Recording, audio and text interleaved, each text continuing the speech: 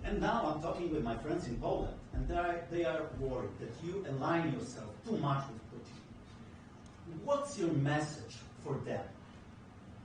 Well, if I didn't align myself with both of them, you'd never have a deal. You want me to say really terrible things about Putin and then say, "Hi, Vladimir, how are we doing on the deal?" That doesn't work that way. I'm not aligned with Putin. I'm not aligned with anybody. I'm aligned with the United States of America. And for the good of the world, I'm aligned with the world. And I want to get this thing over with. You see the hatred he's got for Putin. It's very tough for me to make a deal with that kind of hate. He's got tremendous hatred. And I understand that, but I can tell you the other side isn't exactly in love with, him either. So it's not a question of alignment. I'm aligned with the world. I want to get the thing set. I'm aligned with Europe. I want to see if we can get this thing done. You want me to be tough? I could be tougher than any human being you've ever seen. I'd be so tough. But you're never going to get a deal that way. So that's the way it goes. All right, one more question. Hey, I want to respond to this. So look, for 4 years in the United States of America, we had a president who stood up at press conferences and talked tough about Vladimir Putin, and then Putin invaded Ukraine and destroyed a significant chunk of the country. The path to peace and the path to prosperity is maybe engaging in diplomacy. We tried the pathway of Joe Biden of thumping our chest and pretending that the President of the United States' words mattered more than the President of the United States' actions. What makes America a good country is America engaging in diplomacy. That's what President Trump is doing. Can I ask you? Sure. Yeah? Yeah. Okay. So he occupied our parts, big parts of Ukraine, part of East and Crimea.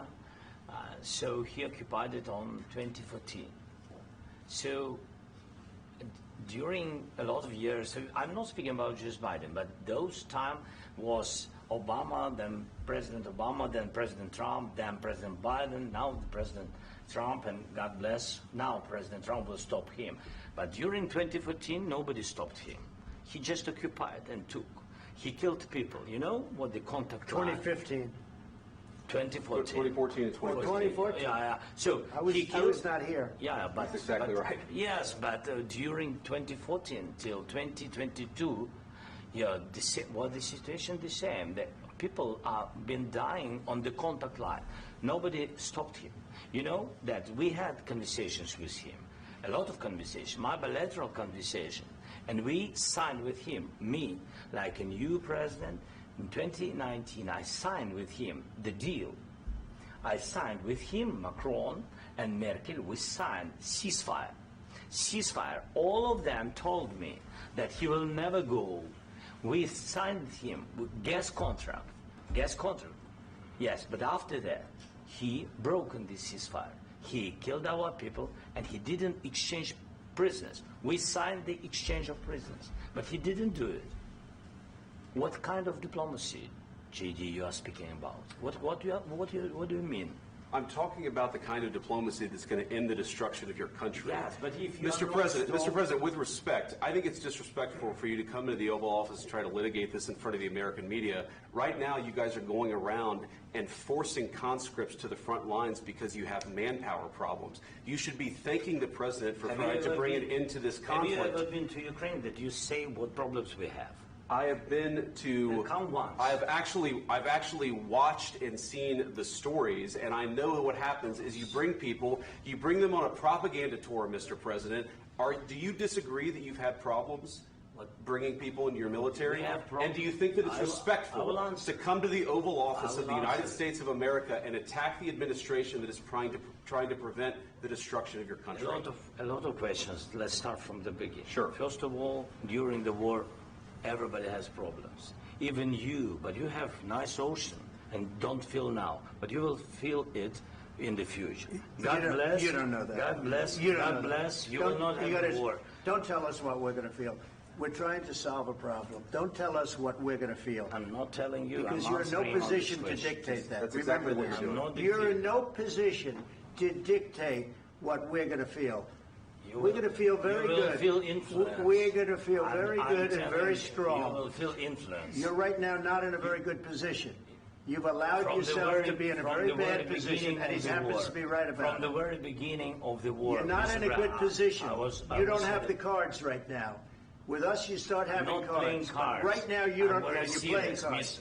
You're playing cards. Serious. You're gambling with the lives of millions of people. You're gambling with World War III. You're gambling with World War III. And what you're doing is very disrespectful to the country, this country. That's back to you. Far more than a lot of people said they should have. Have you said thank you once? This entire meeting? No, in this entire meeting, have you said thank you? You went to Pennsylvania and campaigned for the opposition in October. Offer some words of appreciation for the United States of America and the president who's trying to save your country. Please, you think that if you will speak very loudly about the war, you He's not speaking loudly. He's not speaking loudly. Your country is in big trouble. Can I Wait a minute. No. You've done a lot of talking. Your country is in big trouble. I know. You're not winning. You're not winning this. You have a damn good chance of coming out okay because of us. Mr. President, we are staying in our country, staying strong from the very beginning of the war. We've been alone, and we are thankful. I said thanks you haven't in been this alone. cabinet. You haven't been alone. In this cabinet. We gave you, through this stupid president, $350 billion. You voted we gave for you your military equipment, and you men are brave, but they had to use our military. If you didn't have our military equipment, if you didn't have our military equipment, this war would have been over in 2 weeks. In 3 days, I heard it from Putin. In 3 days. This is something maybe new. Less. In 2 weeks, of course, yes. It's going to be a very hard thing to do business like this. Again, I tell you. Just say thank you. I said a lot of times to American people. Except that there are disagreements, and let's go litigate those disagreements rather than trying to fight it out in the American media when you're wrong. We know that you're wrong. But you see, I think it's good for the American people to see what's going on. I understand, sir. I think it's very important. That's why I kept this going so long. You have to be thankful. You don't have the cards. You're buried there. Your people are dying. You're running low on soldiers. Listen, you're running low on soldiers. It would be a damn good thing. And then you tell us, I don't want a ceasefire. I don't want a ceasefire. I want to go, and I want this. Look.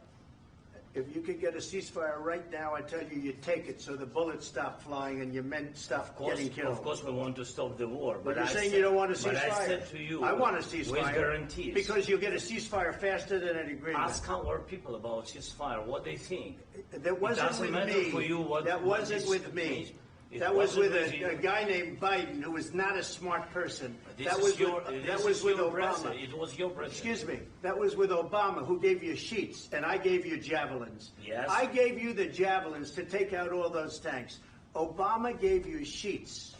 In fact, the statement is Obama gave sheets and Trump gave javelins.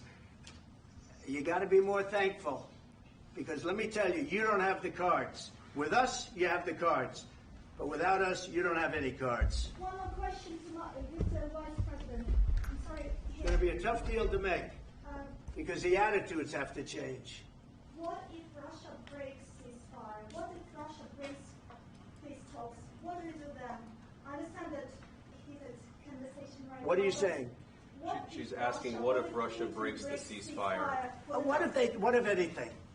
What if a bomb drops on your head right now? Okay? What if they broke it?